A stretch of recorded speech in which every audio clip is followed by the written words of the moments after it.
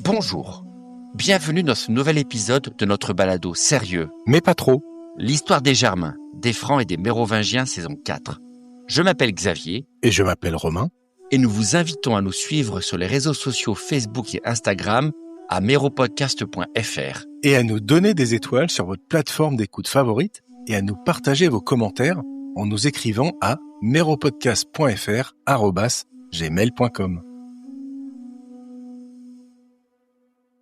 Ceci est l'épisode 79. 4 mariages et un enterrement. 534, c'est le grand chambardement dans le royaume franc. En effet, ce ne sont pas un roi qui disparaît cette année-là, mais 2. Et 2 rois qui dégagent un seul coup, vous l'avez en 1000, c'est le genre de situation où les coups tordus le disputent au coup vicieux entre survivants du regnum. Et comme nous allons le voir dans cet épisode, on ne va pas manquer de coups de théâtre improbables. Mais le plus notable cette fois, c'est qu'il n'y a pas que les rois dont on doit parler en 534. Non, il y a aussi les reines.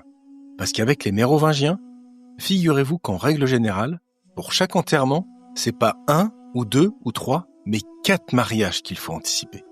Une singulière tradition que nous allons également explorer dans cet épisode.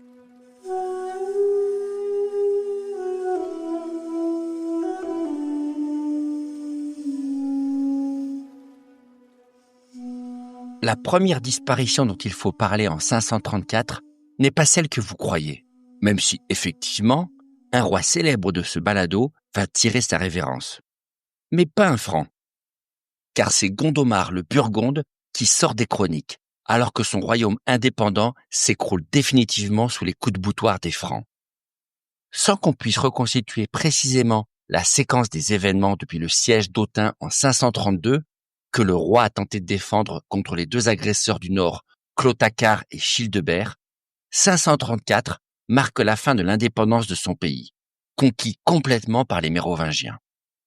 Les chroniques indiquent simplement que le royaume entier tomba entre leurs mains et que les forces burgondes s'inclinèrent devant non pas 2, mais 3 princes francs, puisque Théodobert, fils de Théodoric le Fourbe, est assez bizarrement compté dans la liste des vainqueurs. Gondomar, lui, disparaît sans plus laisser de traces, exécuté par ses ennemis ou en fuite, quelque part, sans qu'on puisse en savoir plus sur son sort final. Une belle légende affirme qu'il s'en est tiré vivant, caché pour le reste de ses jours dans une vallée du parc des Écrins moderne, et nommée Val-Gondomar évidemment, pour les auditeurs curieux qui voudraient partir en exploration entre Grenoble et Gap. Mais son rôle politique est terminé quoi qu'il en soit, comme son royaume couvrant le sud de la Suisse, ainsi que les régions Rhône-Alpes, Franche-Comté et Bourgogne moderne, nouvelle victime de l'appétit des enfants de Clovis. Une belle bande de pillards donc, pour qui vraisemblablement, la prochaine étape devrait consister à se partager cette belle dépouille amicalement, ou les armes à la main. Car il ne reste plus pour Clotacar le Futé et Childebert le Brouillon qu'à terminer la prise de contrôle de toutes les cités et places fortes du royaume, pendant que le brillant Théodebert, leur neveu, finit d'assiéger l'ancienne capitale impériale de Gaule, Arles, située à la frontière sud. Et une fois que tout le sud-est du pays sera sous contrôle, on peut imaginer un bon duel final à 3, à la manière du film Le Bon, la Brute et le Truand, qui va se produire pour les départager. Sauf qu'un véritable coup de tonnerre change totalement la donne à l'automne 534, avec l'agonie du Fourbe. Théodoric Ier, la cinquantaine, se meurt, quelque part dans un palais du Nord à Trèves ou à Cologne. C'est la fin de l'homme qui a conquis l'Auvergne en 508 et la Thuringe en 530, mis au carré le regnum sur la moyenne vallée du Rhin, et aussi probablement imposé son pouvoir au nord sur certaines tribus comme les Saxons ou les Ouanes. L'homme qui a dominé toute la période pour s'établir comme le vrai leader du Regnum Francorum meurt donc tranquillement dans son lit. Ce qui est très très injuste vu le pédigré du personnage. Mais qui a dit que la vie n'était pas injuste, Calimero? Mais ça, c'est une bonne ou une mauvaise nouvelle pour son fils Théodebert? Difficile à dire. Alors côté positif, on peut imaginer que la fin de Théodoric règle immédiatement le problème épineux de son ami Giwald, fils de Sigewald et filleul dont il a organisé l'évasion pour éviter de devoir l'égorger, comme le lui avait ordonné son père. La bonne vieille stratégie de la procrastination qui a payé pour le coup, avec un Théodoric agonisant, plus du tout en état de se préoccuper de ce genre d'insubordination fin 534. Autre bénéfice, c'est évidemment la succession sur le trône, car le brillant Théodebert est le seul enfant masculin connu de Théodoric, et donc le seul héritier logique à ce royaume, ce qui règle probablement d'éventuels soucis liés à un partage avec d'hypothétiques frères. Côté négatif, c'est un peu plus dur à dire par contre. Est-ce qu'on peut imaginer un peu de peine chez Théodebert devant la perte imminente de son papa? Franchement, personne n'en sait rien. Les seules interactions connues de ces deux-là se résument à des missions périlleuses confiées au fils, comme de dégager des pillards danois ou de participer à la guerre contre les Thuringiens, ou à des missions franchement infectes comme de récupérer le plat en argent abandonné à son oncle Clotacar après le ratage de son meurtre, ou assassiner son propre filleul Giwald, quitte à se mettre sur le dos tous les évêques du Regnum. Sur le papier, rien n'indique que Théodebert devait être trop triste de voir son père casser sa pipe.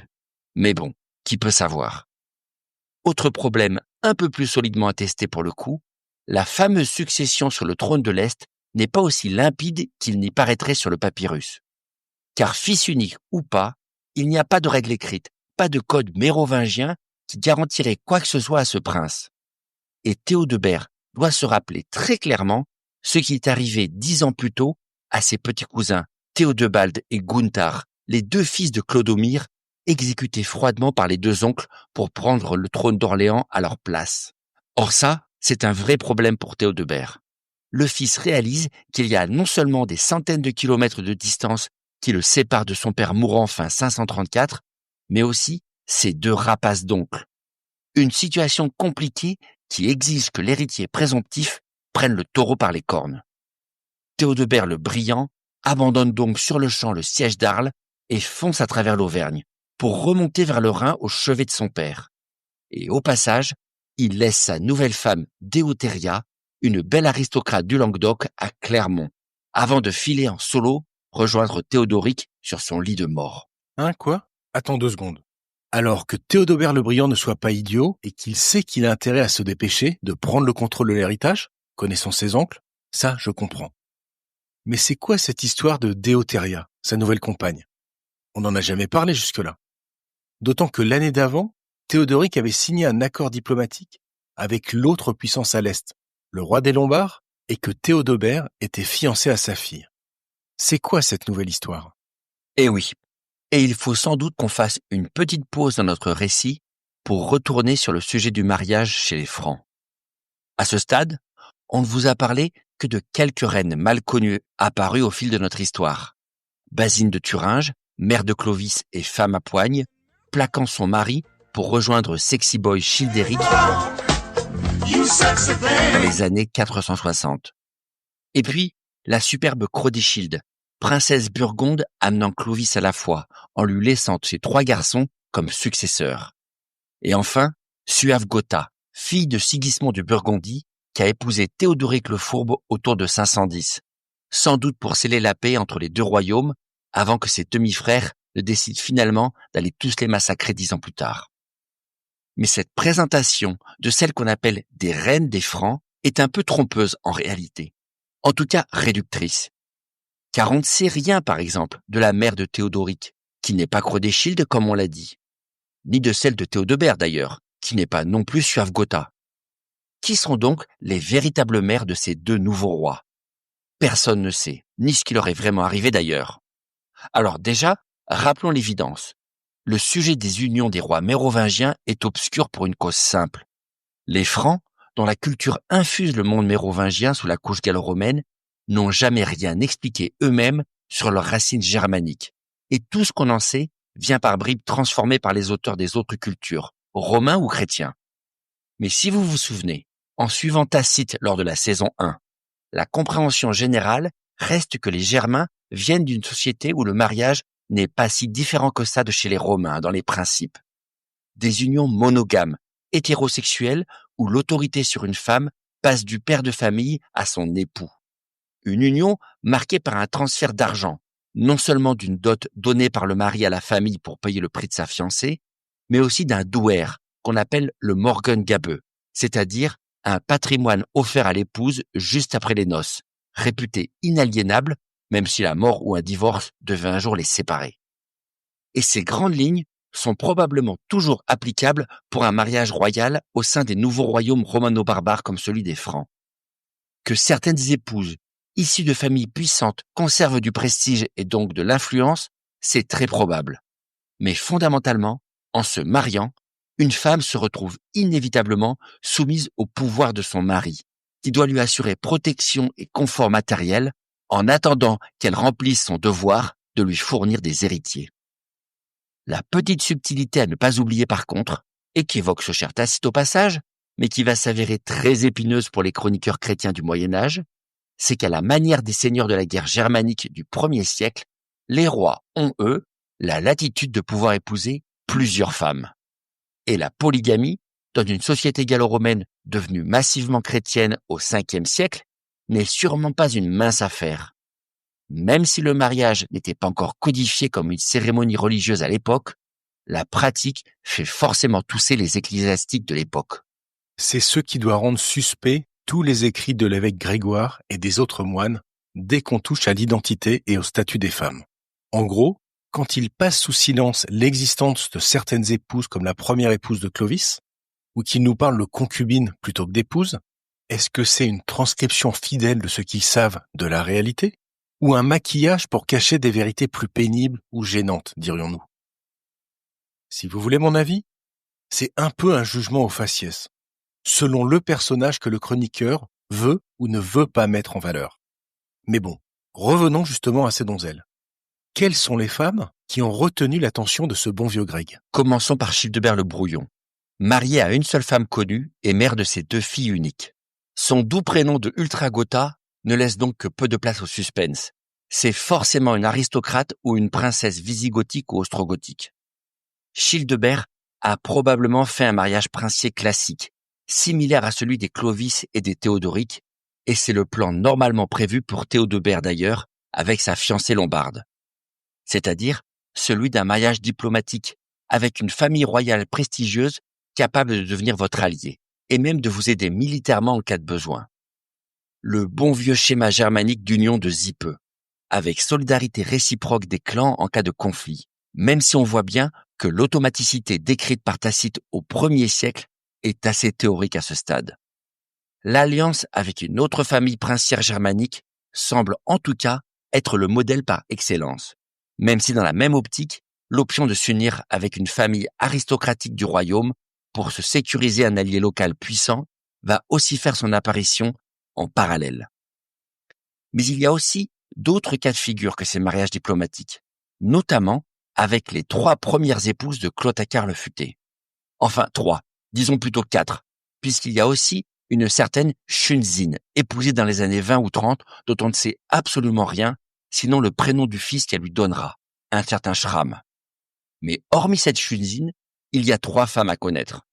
Alors, d'abord, parlons du premier mariage recensé, avec Gondioque, la veuve de Clodomir le Chouchou, elle aussi ancienne princesse burgonde. Un bon mariage d'héritage pour le coup, puisque Clotacar se jette littéralement sur cette femme après la mort de son frère, dans une union qui ne devait pas transpirer la passion, puisque le Futé a fait assassiner ses 2 fils dans la foulée, comme on l'a raconté. Alors, pourquoi Clotacar a-t-il décidé d'épouser sa belle-sœur, puisqu'il ne va pas hériter directement grâce à elle du royaume de feu son mari, son frère? Comme on l'a dit, il y avait sans doute 2 bénéfices clairs à cette alliance, malgré son côté saugrenu que repère lui-même Grégoire. Déjà, récupérer les biens de la dite veuve, que ce soit des richesses ou des terres, vu que Clotacar a inévitablement mis la main sur le douaire offert par Clodomir à son ancienne épouse. Et deuxième bénéfice, empêcher tout concurrent éventuel de devenir une menace, en prenant une position de prestige par son mariage avec une veuve royale.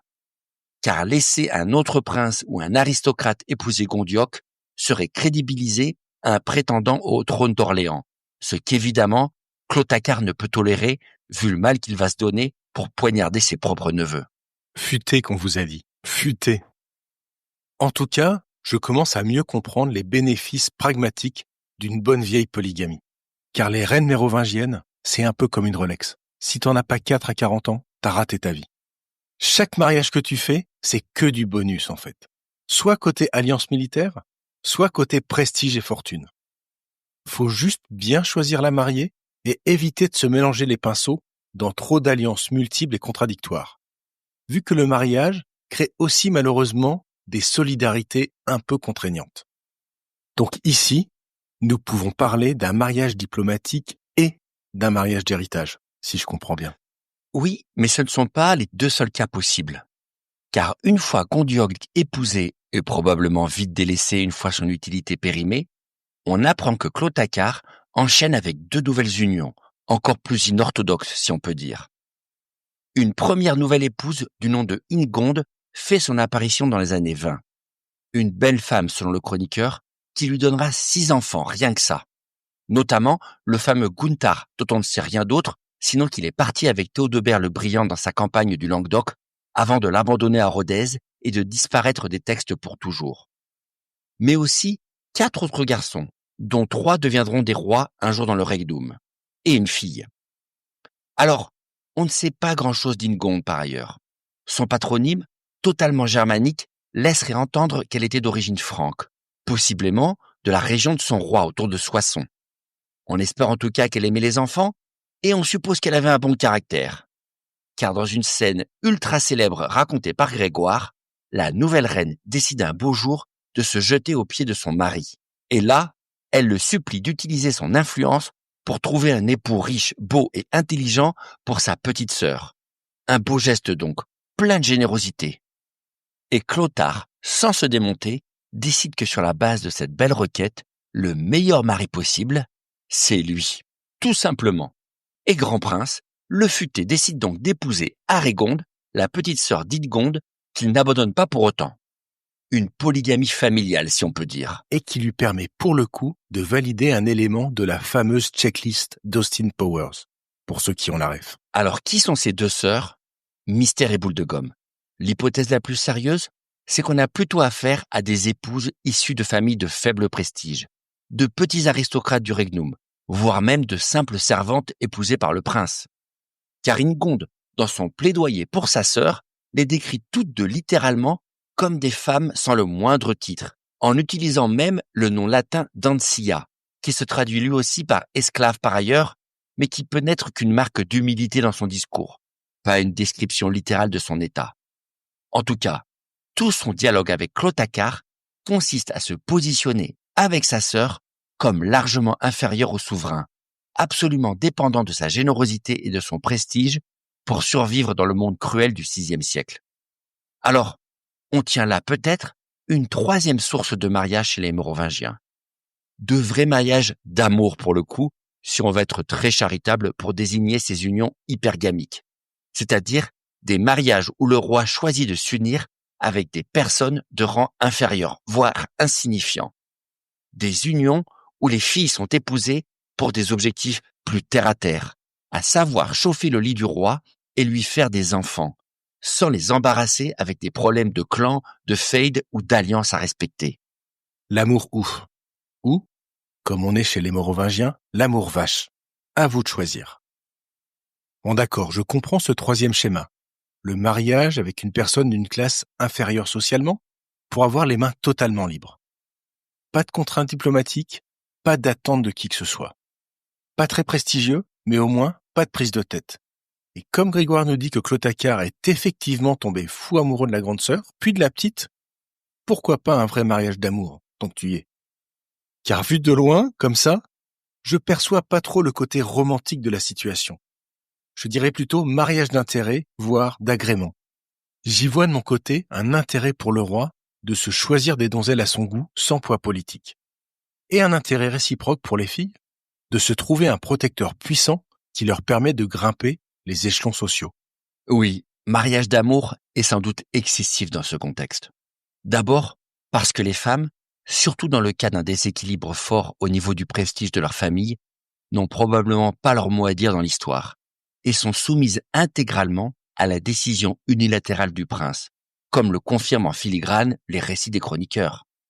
Et ensuite, amoureuses ou pas, ce sont surtout les bénéfices intéressés qui doivent être notés pour elles.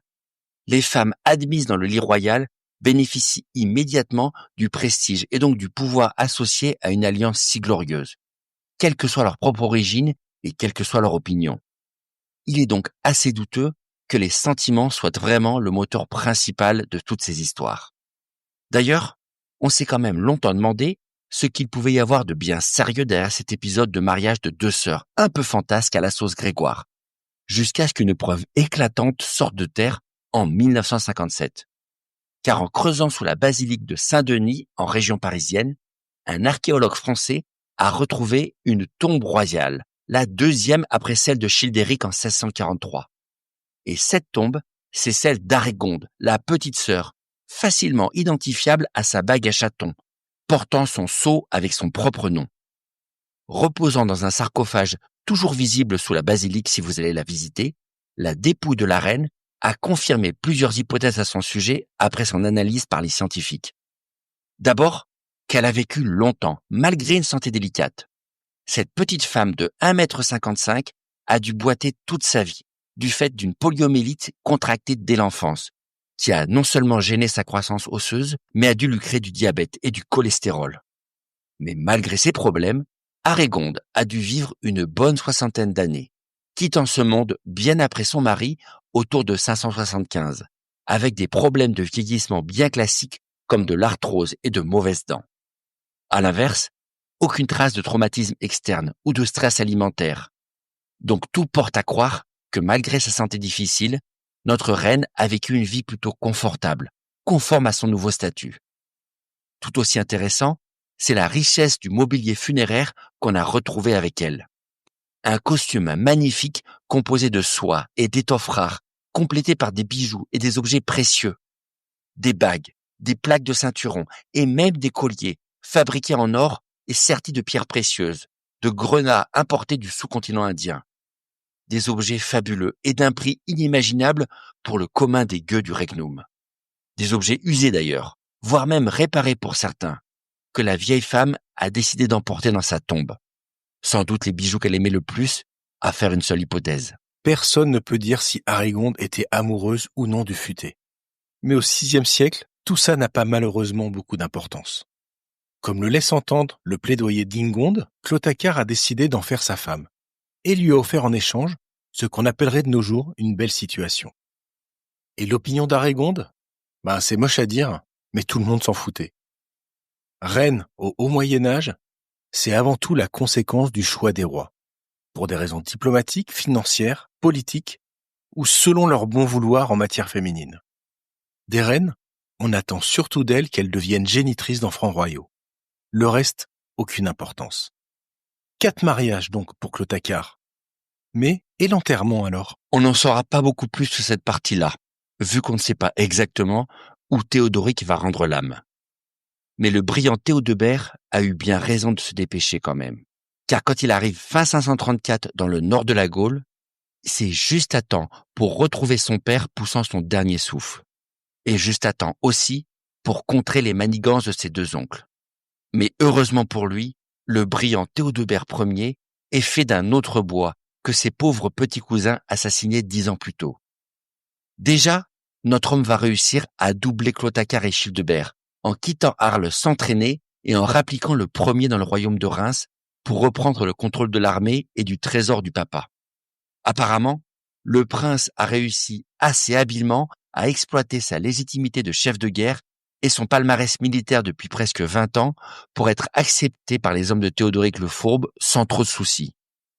Et ensuite, Théodebert va démontrer qu'il est non seulement rapide, mais qu'il est aussi habile, puisqu'il met à profit sans hésiter la meilleure arme des Mérovingiens. Le roi arrose tout simplement, en piochant à pleine main dans le trésor de son père. D'abord ses oncles, bien entendu, puisqu'il achète littéralement leur neutralité pour calmer leur déception. Et puis ensuite les Leudes, qui apparaissent à nouveau dans l'histoire, précisément à ce moment-là, se tenant comme par hasard à ses côtés lors de la transition et qui choisissent de confirmer ce jeune prince comme roi, sans doute bien motivé par des cadeaux sonnants et trébuchants. Comme par hasard. Mon œil, oui. Il a dû les inonder d'argent, comme les empereurs le faisaient avec la garde prétorienne quelques siècles plus tôt, afin de prendre le trône, comme le laisse entendre Grégoire. Alors lui, spoiler alerte, je pense que ce n'est pas pour rien que la plupart des historiens le considèrent comme le plus grand roi mérovingien. Même si, en vérité, malheureusement, il n'est pas tellement connu ou reconnu pour cela. D'ailleurs, il porte bien son nom, Théodebert, ou Tibère Ier en pseudo-langue moderne, parce que cela signifie brillant dans le peuple en mérovingien. Et je vois que son surnom est tout trouvé. Mais par contre, j'ai besoin de quelques explications sur sa copine sudiste, qu'il laisse à Clermont de surcroît. Non mais sérieux, qui laisse sa copine à Clermont? Que peux-tu nous dire à propos du brillant Théodebert et de Déotéria? Bonne question qui continue d'intriguer les historiens, car tout est rocambolesque avec cette femme. Théodebert a donc rencontré cette gallo-romaine lors de sa campagne contre les Visigoths en Septimanie l'année précédente, en 533. Alors qu'il s'emparait de toutes les villes de la région de Béziers, il s'est mis en tête de prendre d'assaut un petit village du nom de Chabrières, une toute petite commune qui existe encore en plein cœur du département de l'Hérault. Une place forte défendue par une belle aristocrate du coin, nommée donc Déotéria, qui est restée sur place alors que son mari est coincé à Béziers avec l'attaque générale des armées franques dans la région. Cette femme réaliste va piloter en solo la reddition pacifique de sa place forte aux mains des Francs plutôt que de subir une annihilation programmée. Et dans la foulée, on apprend qu'elle plaque son mari, toujours aux abonnés absents, et devient l'amante du prince, tombé fou amoureux de cette donzelle à fort caractère. Alors, comment comprendre cette belle idylle entre nos deux tourtereaux? Disons que, si on reprend notre grille précédente, on peut très bien encore une fois avoir affaire à une union hypergamique, celle d'un prince qui se choisit une femme à son goût, mais d'un rang moins important que le sien, histoire de se trouver une compagne et une future mère pour ses enfants, sans aucun bagage politique ou aucun lien. Autre option, Déotéria est une véritable aristocrate locale d'importance en pays visigothique, alliée ou connectée avec les grandes familles du Sud. Et cette union assurerait ainsi à Théodebert, en pleine conquête du territoire, des appuis dans le pays qu'il tente de subjuguer. Mais quelles qu'aient été ses raisons en 533, ce choix va s'avérer plus problématique que prévu en 534, lorsque tout change avec l'agonie du père. Théodebert doit tout à coup absolument convaincre les hommes qui comptent sur le Rhin qu'il est l'homme de la situation pour prendre la tête du royaume de Théodoric, c'est-à-dire un prince focalisé sur des ambitions pertinentes à leurs yeux, comme leur alliance prestigieuse avec les voisins de l'Est, les Lombards, qu'a conclu son père. Surtout, un prince qui doit les convaincre qu'il est effectivement l'un d'entre eux, un Franc avec du sang germanique dans les veines, et pas un mollasson qu'on pourrait croire dominé par ses sens et se laissant pervertir par le monde gallo-romain, ou pire, une visigothique que tout le monde mépriserait du côté de Trèves ou de Cologne. C'est probablement la raison de sa pose à Clermont, où Théodebert a laissé prudemment Déotéria derrière lui lors de sa remontée express au chevet de son père mourant. En clair, son objectif, c'était arriver libre comme l'air à la cour de son papa et y commencer sa campagne de relations publiques avec les leudes du royaume, en se présentant comme le véritable champion local, un Franc 100% rhénan garanti, digne de diriger la nation et n'ayant que l'intérêt des hommes du Rhin à cœur. Au VIe siècle, les reines n'ont probablement pas leur mot à dire dans les mariages qu'on leur impose dans une société mérovingienne aussi machiste et patriarcale que la romaine, c'est l'évidence. Mais n'allez pas imaginer pour autant que les rois font toujours aussi tout à fait ce qu'ils veulent pour le coup, qu'il soit question de mariage ou d'autre chose. Non, le pouvoir des princes mérovingiens dépend avant tout du soutien des puissants de leur royaume et du respect des normes culturelles qui devaient bien évidemment exister à l'époque et qu'on ne peut que tenter de deviner aujourd'hui avec cet univers. Au VIe siècle, roi comme reine, personne ne fait juste ce qui lui plaît, qu'on s'appelle le brillant ou non. Mais une fois n'est pas coutume, laissons l'optimisme ou la naïveté l'emporter et disons que l'amour va triompher. Oui, je sais. Des fois, moi aussi, je me dis que j'ai trop lu Grégoire de Tours ou que je suis trop bon public. En tout cas, Grégoire précise à son sujet dans le paragraphe suivant qu'une fois couronné, il envoya des émissaires en Auvergne pour en faire venir Déotéria et s'unit à elle en mariage. Et bam, la Cagole devint finalement reine. Mais au bon moment, après que le roi ait sécurisé sa place, ce qui peut laisser supposer qu'il tenait un peu à elle. En tout cas, la prise de pouvoir de Théodebert est le coup de maître d'un homme qui n'a pas froid aux yeux. Et les coups de maître, il va les enchaîner pour devenir probablement le plus grand roi de tous les rois mérovingiens. Année 534, le règne de Théodebert Ier le Brillant peut commencer. Merci d'avoir écouté ce nouvel épisode de l'histoire des Germains, des Francs et des Mérovingiens, le podcast de l'histoire de France au premier millénaire. Et retrouvez cartes et bibliographies dans les notes de l'épisode. N'hésitez pas à nous suivre sur les réseaux sociaux et rendez-vous au prochain épisode.